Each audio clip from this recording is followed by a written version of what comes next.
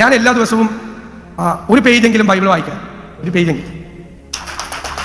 അതിൽ എന്നെ അത്ഭുതപ്പെടുത്താറുള്ളത് എൻ്റെ ധർമ്മസങ്കടങ്ങൾ, എൻ്റെ വിഷമങ്ങൾ, എൻ്റെ ഉത്കണ്ഠകൾ, എൻ്റെ പരാതികൾ, എൻ്റെ പരിഭവങ്ങൾ.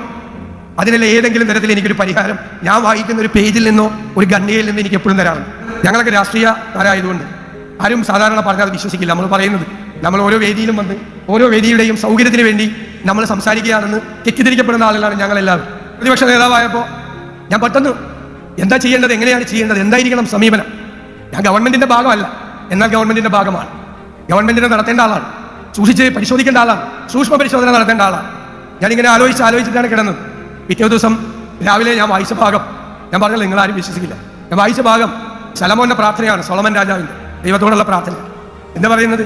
എനിക്ക് ധനവും വേണ്ട, പ്രശസ്തിയും വേണ്ട, നിന്റെ പ്രജകളെ നടത്തിക്കൊണ്ടുപോകാനുള്ള ജ്ഞാനം മതി എന്നാണ്, വിസ്ഡം. പിന്നെ ഞാനിപ്പോഴും പ്രാർത്ഥിക്കുന്നത് അത് തന്നെയാണ്.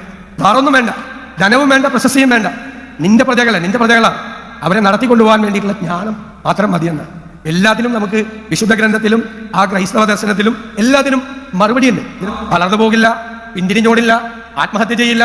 ഞാൻ പറഞ്ഞല്ലോ, യോദ്ധാവിനെ പോലെ അവൻ കൂടെയുണ്ട് എന്നുള്ള ആത്മവിശ്വാസം.